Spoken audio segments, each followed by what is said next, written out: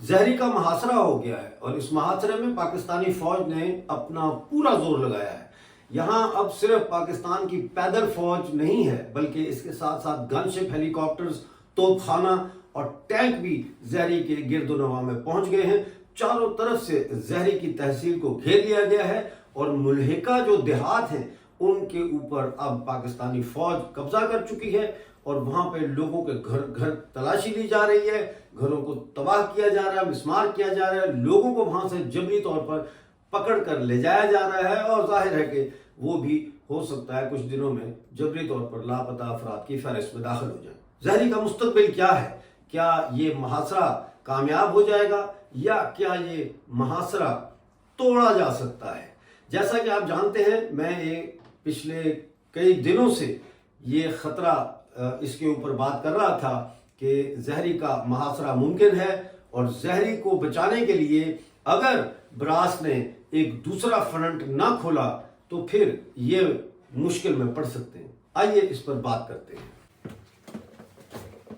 تو سب سے پہلے دیکھتے ہیں کہ جو بلوچستان پوسٹ میں رپورٹ چھپی ہے، ذرا اس کو پڑھ لیتے ہیں اور اس کے بعد پھر ہم چلتے ہیں آگے۔ بلوچستان کے ضلع خزدار کی تحصیل زہری گزشتہ 20 روز سے پاکستانی فورسز کے بڑے پیمانے پر زمینی اور فضائی کارروائیوں کا شکار ہے۔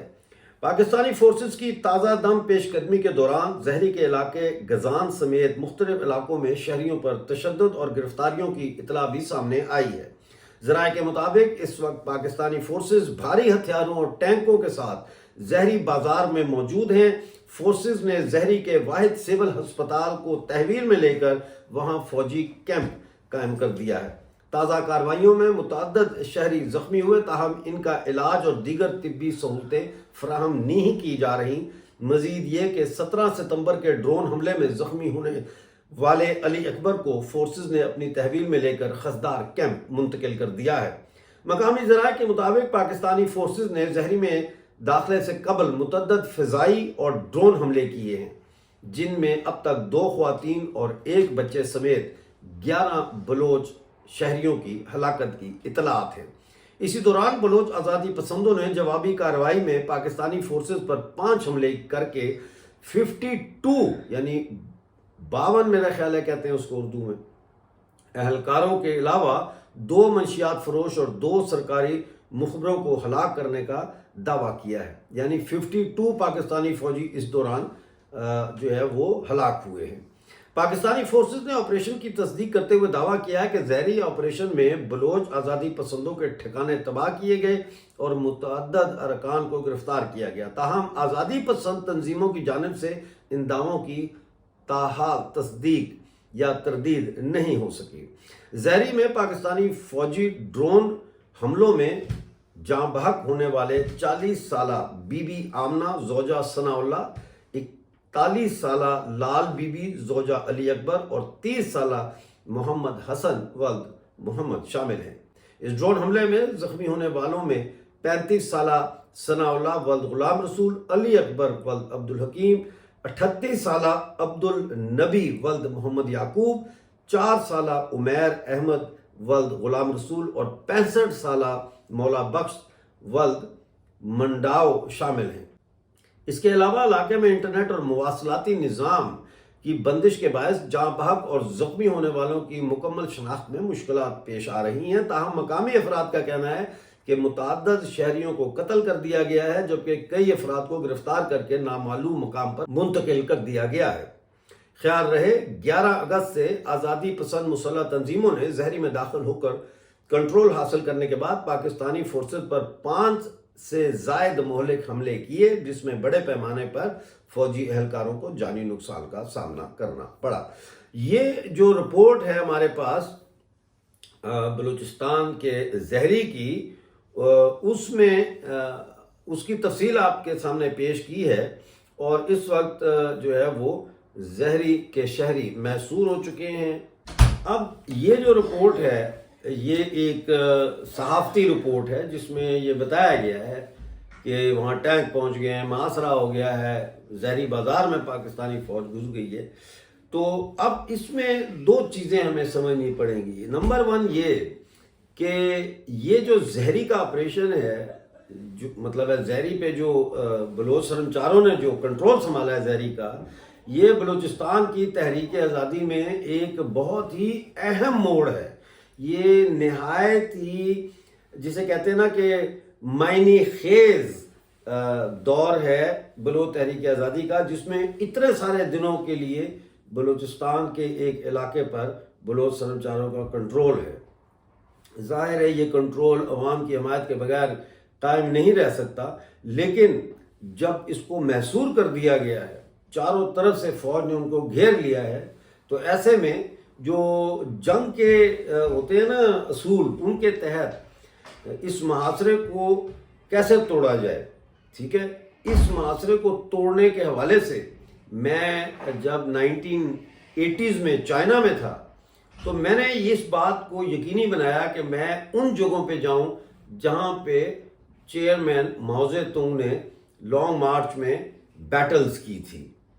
ظاہر ہے پوری لانگ مارچ کا تو میں نہیں کور کر سکتا تھا، لیکن جہاں مارکے ہوئے تھے وہاں میں گیا۔ ان میں سے ایک جگہ تھی چنگ کانگ شانگ۔ چنگ کانگ شانگ وہ جگہ تھی جہاں پہ ماؤ زے تونگ کو کمیونسٹ پارٹی کا چیئرمین منتخب کیا گیا تھا۔ اور وہ کیا واقعہ تھا؟ واقعہ یہ تھا کہ چیانگ کائی شیک جو اس وقت کا ملٹری مارشل کمانڈر تھا، پورے چائنا پہ اس کی حکومت تھی، وہ صدر تھا، اور ان کی پارٹی کا نام تھا کومنتانگ۔ تو انہوں نے محاصرہ کر لیا ماؤ زے تونگ کی فوج کا، اور ماؤ زے تونگ کی فوج سے پہلے وانگ منگ جو ہے وہ اس کو لیڈ کر رہا تھا۔ ماؤ زے تونگ بھی وہاں تھا، باقی لوگ بھی وہاں تھے۔ تو پھر یہ ہوا کہ اس محاصرے کا مطلب یہ تھا کہ فضائی بمباری بھی ہو رہی تھی، اور نیچے سے پہاڑوں کے اوپر جو ہے وہ چیانگ کائی شیک کی فوج بھی آ رہی تھی، اور کافی دن تک یہ محاصرہ رہا، جس کو توڑنا اس لیے ضروری ہو گیا تھا۔ ایک تو ظاہر ہے کہ فوج کو بچانا تھا تباہی سے، اور دوسرا یہ کہ کمک کے ذرائع ختم ہو گئے تھے، یعنی جو سپلائی تھی وہ بند ہو گئی تھی، خوراک کی کمی شروع ہو گئی تھی، اسلحہ جو ہے وہ بھی ختم ہونا شروع ہو گیا تھا آہستہ آہستہ۔ تو اب یہ کیا کرتے؟ تو اس میں یہ ہوا کہ جو وانگ منگ ہے وہ گھبرا گیا اور وہ بھاگ گیا وہاں سے، اور وہ بھاگ کے جا کے کومنتانگ کے طرف وہاں چلا گیا، اور غالباً ان کے ساتھ مل گیا ہوگا یا کیا۔ ایسے میں ایمرجنسی میٹنگ بلائی گئی ریڈ آرمی کی، اور اس میں نئے چیئرمین کا انتخاب کیا گیا، اور ماؤ زے تونگ کو جب اس میں چیئرمین منتخب کیا گیا تو ووٹنگ کے دوران ماؤ نے اپنا ہاتھ بھی کھڑا کر دیا۔ تو بعد میں ان سے پوچھا گیا کہ آپ نے اپنا ہاتھ کیوں کھڑا کیا؟ انہوں نے کہا اس لیے کہ اگر میں اپنے آپ کو اس قابل نہ سمجھتا کہ میں قیادت کر سکتا ہوں ریڈ آرمی کی، تو میں یہ عہدہ ہی قبول نہ کرتا۔ یعنی میں نے اپنا ہاتھ اٹھا کے یہ بتایا ہے کہ ہاں میں تیار ہوں، میں کر سکتا ہوں۔ اس کے بعد ماؤ زے تونگ نے ایک ایسی حکمت عملی بنائی کہ انہوں نے اس ظاہرہ چیانگ کائی شیک کی فوج کا تو مقابلہ اس طرح سے نہیں کیا جا سکتا تھا، تو طے یہ پایا کہ اس محاصرے کو توڑا جائے اور یہاں سے نکلا جائے۔ تو ایسے میں پھر انہوں نے ایک جنگی حکمت عملی اختیار کی، اور انہوں نے 2 جگہوں پہ جو ہے وہ ایسے ظاہر کیا کہ جیسے یہاں پہ جو ہے وہ فوج بیٹھی ہوئی ہے ریڈ آرمی، اور پھر ایک ایسی علاقے سے جس پر چیانگ کائی شیک کی فوج کمزور تھی اور ان کی نظر نہیں تھی، وہاں سے بریک تھرو کر کے ماؤ زے تونگ جو ہے وہ ریڈ آرمی کو وہاں سے نکل آئے، اور جب وہ نکلے تو پھر وہاں سے وہ تاریخی لانگ مارچ شروع ہوا، جو بنیادی طور پر ایک پسپائی تھی، یعنی کہ چیانگ کائی شیک کی جو فوجیں تھیں وہ پیچھا کر رہی تھیں، اور ریڈ آرمی جو ہے وہ بھاگ رہی تھی، وہ پسپائی اختیار کر رہی تھی۔ لیکن وہ پسپائی جو ہے وہی پھر لانگ مارچ کا نام سے یاد کی جاتی ہے۔ وہ پسپائی جو ہے کرنے کے دوران بھی انہوں نے جہاں جہاں سے وہ گئے، انہوں نے جن جن دیہاتوں پہ قبضہ کیا، وہاں انہوں نے فوری طور پر ایمرجنسی اصلاحات کی، زمینیں کسانوں کے میں تقسیم کر دی، وہاں کے جو وار لارڈ تھے، جنگی سردار تھے، ان کو انہوں نے ایگزیکیوٹ کر دیا، اور اس طرح سے کرتے کرتے وہ یینان پہنچ گئے۔ اس وقت جو محاصرہ ہے اس کو توڑنے کے لیے، اب میں جنگی حوالے سے بات کر رہا ہوں، 2 ہی طریقے ہیں۔ ایک تو یہ ہے کہ اس میں سے نکلا جائے، زہری میں سے پسپائی اختیار کی جائے اس طرح کی جس طرح کی میں نے ابھی آپ کو بتایا ہے، ٹیکٹیکل ریٹریٹ کیا جائے، اور دوسرا یہ ہے کہ اس محاصرے کے پیچھے ایک محاصرہ بنایا جائے، یعنی یہ جو محاصرہ یہ زہری ہے، ٹھیک ہے،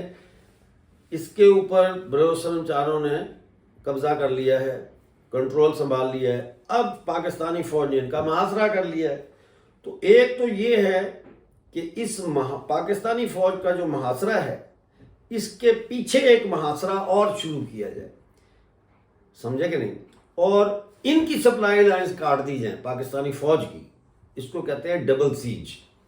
اگر یہ ڈبل سیج نہیں ہو سکتی تو پھر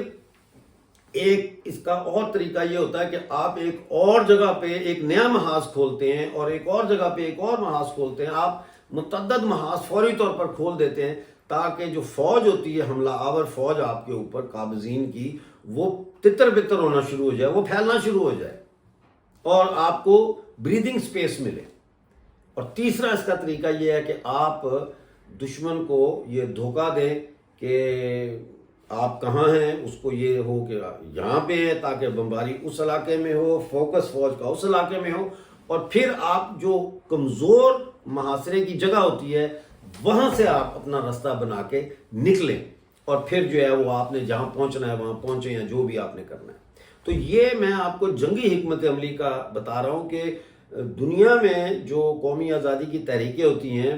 ان میں جو گریلا جنگ ہوتی ہے یا جو آزادی کی جنگ ہوتی ہے مسلح، اس کے یہ ٹیکٹکس ہوتے ہیں۔ یہاں پہ میں چے گویرا کا بھی تھوڑا سا ذکر کرنا چاہوں گا۔ چے گویرا کیوں مارا گیا، کیوں پکڑا گیا؟ چے گویرا کے پکڑے جانے کی بہت ساری وجوہات تھیں، لیکن اس میں مین اس کی وجہ یہ تھی کہ چے گویرا اپنے ساتھیوں کے مشورے کے باوجود وہ اس نے غلط راستہ اپنایا، اور جب وہ ان کے جو بٹالین تھی یا ان کی جو فوج تھی چے گویرا کے ساتھ جو لوگ تھے، جب وہ اس راستے پہ گئے بولیویا میں جس راستے سے ان کو منع کیا گیا تھا، تو وہ سیدھا دشمن کے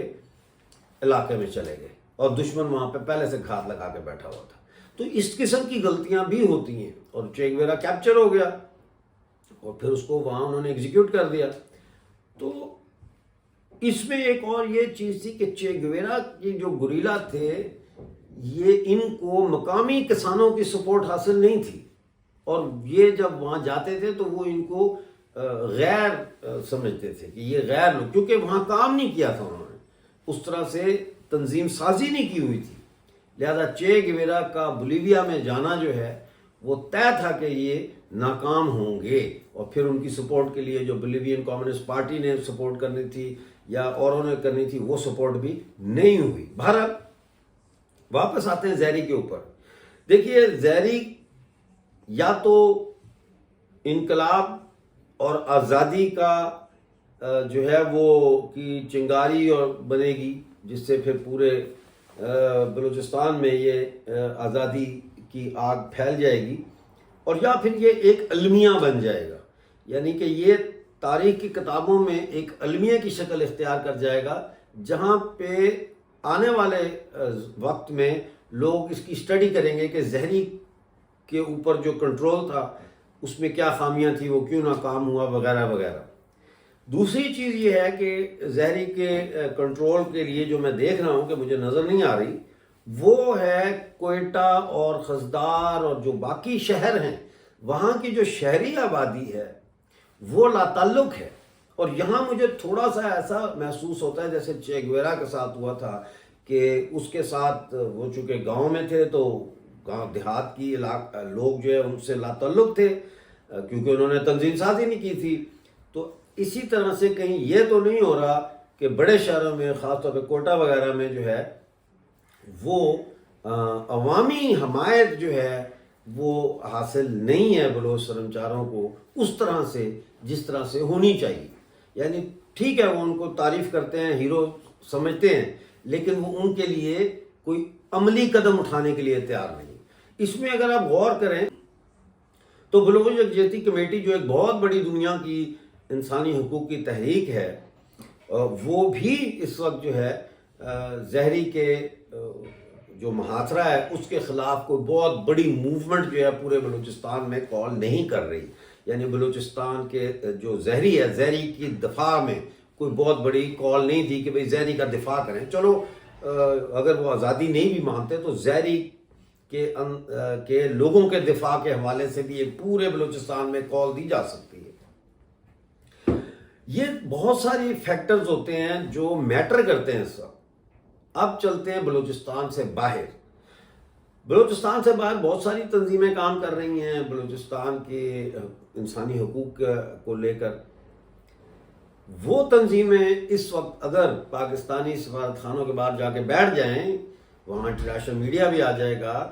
اور جہاں جہاں بلوچ ہے وہ اس وقت 10 15 20 100 کی تعداد میں مختلف یورپ کے ممالک میں، امریکہ میں، آسٹریلیا میں، کینیڈا میں، یہ اگر پاکستانی سفارت خانوں کے باہر جا کے بیٹھ جائیں مطلب انڈیفینٹ پیریڈ کے لیے، تو وہ بھی ایک طریقہ ہے دنیا کی توجہ دلانے کے لیے. تو یہ بہت ساری چیزیں ہیں.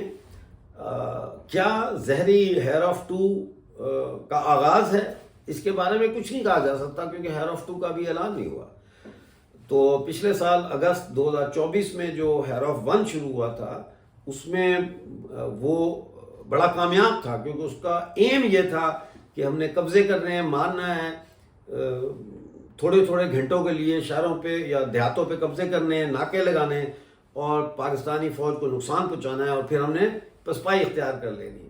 اس میں اور یہ جو زہری کے اوپر قبضہ ہے اس میں بالکل بنیادی اسٹریٹجی کا فرق ہے. تو لگتا یہ ہے کہ یہ شاید ہیر آف 2 کا حصہ نہیں ہے، لیکن ہیر آف 2 کی ایک قسم کی ریہرسل کے طور پر یہ قدم اٹھایا گیا ہے. دیکھیے،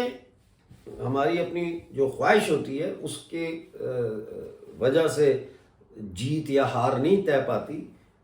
جنگ میں جو ہوتا ہے ہار اور جیت کا فیصلہ وہ اسٹریٹجی کے ساتھ ہوتا ہے. کہیں آگے بڑھنا پڑتا ہے، کہیں پسپائی اختیار کرنی پڑتی ہے، کہیں ایک سے زیادہ فرنٹس پہ دشمن کو انگیج کرنا پڑتا ہے، اور کہیں پبلک سپورٹ چاہیے ہوتی ہے اس کے لیے. بلوچستان میں جو چیز مجھے مسنگ نظر آ رہی ہے، مسلسل میں یہ بات کر رہا ہوں، وہ ہے شہری آبادی کی تنظیم سازی، طلباء کی تنظیموں کی تنظیم سازی، ٹریڈ یونین کی تنظیم سازی. ہڑتال چل رہی ہے ٹرانسپورٹرز کی، آج جو ہے وہ 6واں دن ہے ان کی اسٹرائک کو. وہ جو رات کو سفر کی پابندی کے خلاف اور جو باقی چیزیں ہیں، جو چیک پوسٹوں پہ 5-5 6 گھنٹے وہ بسوں کو روک کے چیکنگ کرتے ہیں فوج والے، اس کے خلاف 6 دن سے اسٹرائک چل رہی ہے. 36 دن سے گوادر کے اندر جو ہے وہ بھوک ہڑتال چل رہی ہے کہ گوادر میں پانی نہیں ہے، گوادر میں بجلی نہیں ہے، اس کے خلاف گوادر اتھارٹی کے دفتر کے سامنے. لیکن یہ دونوں جو ہے ٹرانسپورٹ اونرز ایسوسی ایشن بلوچستان کی جو ہڑتال چل رہی ہے 6 دن سے، اور جو گوادر میں جو بھوک ہڑتال کیمپ لگا ہوا ہے 36 دن سے وہاں بھوک ہڑتال چل رہی ہے، یہ دونوں لا تعلق ہیں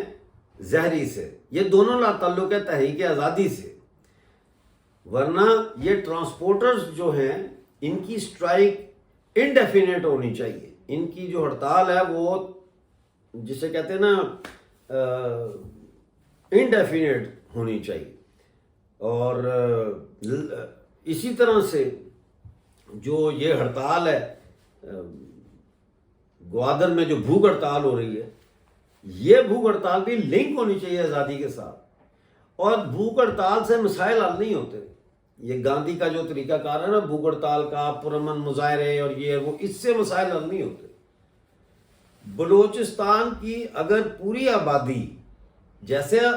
سو کالڈ آزاد کشمیر والوں نے کیا، پوری آبادی اکٹھے ہو کے باہر نکل آئے،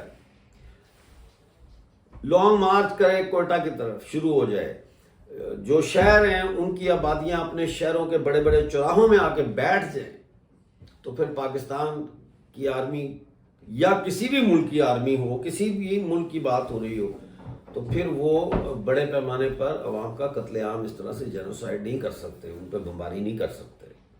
لیکن صاف ظاہر ہے اس وقت کہ بلوچستان کے جو لوگ ہیں وہ اس طرح سے منظم نہیں ہیں کہ بلوچستان کی مسلح جنگ کو ایک عوامی بغاوت میں تبدیل کیا جا سکے. یہ بہت ہی ایک افسوسناک بات ہے بلوچ آزادی کی تحریک کے حوالے سے. تو یہ دیکھنا پڑے گا کہ ایک طرف پاکستان کا جو آرمی چیف ہے عاصم منیر، وہ امریکہ کو پسنی کے پاس جو ہے وہ فوجی اڈا بنانے کی دعوت دے چکا ہے، باقاعدہ دعوت دے چکا ہے. تو امریکہ بھی انوالو ہے، دوسری طرف چائنا بھی انوالو ہے اس سارے پروجیکٹ میں. تو ایسے میں مجھے یہ لگتا ہے کہ اگر اس وقت بلوچ قوم جو ہے وہ باہر نہ نکلی تو پھر یہ جو فیز ہے آزادی کا،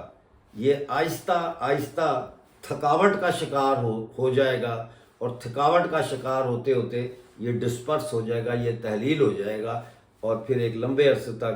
بلوچستان جو ہے وہ غلامی برداشت کرنا پڑے گی ان کو، جب تک کہ اپنے تجربات سے سیکھ کر ایک دفعہ پھر جو ہے وہ ایک انقلابی ابھار، ایک عسکری ابھار پیدا نہیں ہوتا. صورتحال بہت گمبھیر ہے. کچھ لوگ میری باتوں سے اتفاق کریں گے، کچھ نہیں کریں گے، کچھ کہیں گے ڈاکٹر صاحب تو مایوسی کی باتیں کر رہے ہیں. میں مایوسی کی باتیں نہیں کر رہا، میں آپ کو دنیا کے انقلابات کے اندر کے جو میں نے تجربات حاصل کیے ہیں ان جگہوں پر جا کے، چے گویرا کا میں نے ذکر کیا، میں نے چے گویرا کی بیٹی کا 3 دفعہ انٹرویو کیا ہے. میں چے گویرا کی جو ایک بیٹی ہے ان کی، وہ ڈاکٹر ہیں، کیوبا میں ہوتی ہیں، میں نے 3 دفعہ ان کا انٹرویو کیا اور وہ چھپے ہیں انٹرویو، اور میں نے ان سے بہت ساری انفارمیشن لی. موزے تنگ کے میں بھتیجے اور اس کی بھتیجی کو اس کے گاؤں میں جا کے ملا ہوں. یہ باتیں میں اب آپ لوگوں کو بتا رہا ہوں، پہلے میں نے نہیں بتائی ہوں. ان کو ملا ہوں، وہ جگہ دیکھی ہیں جہاں پہ یہ جنگیں ہوئی ہیں، کیسے ہوئی ہیں، کیوں شکست کھائی ہے کسی نے. اسی طرح لیٹن امریکہ کا جو ریولوشن تھا، بولیوار ریولوشن، جو سیمون بولیوار نے کیا تھا 19ویں صدی میں، اس کو بھی میں نے اسٹڈی کیا ہے اور دیکھا ہے کہ اس کی غلطیاں کیا تھیں، کہاں کیا غلطیاں کی جس کی وجہ سے وہ کامیاب نہیں ہو سکے. بہرحال ملتے ہیں اگلے پروگرام میں. امید کرتے ہیں کہ ظاہری کے لوگ جو ہے وہ سرکشت رہیں گے، سیف رہیں گے، اور پاکستانی فوج کو بھی عقل آئے گی کہ آپ گن شپ، ہیلی کاپٹر، ٹینک اور مارٹر گولوں سے کسی قوم کی دھرتی پر قبضہ تو کر سکتے ہیں، لیکن اس قوم کی روح اور اس قوم کے دل کو کبھی نہیں جیت سکتے.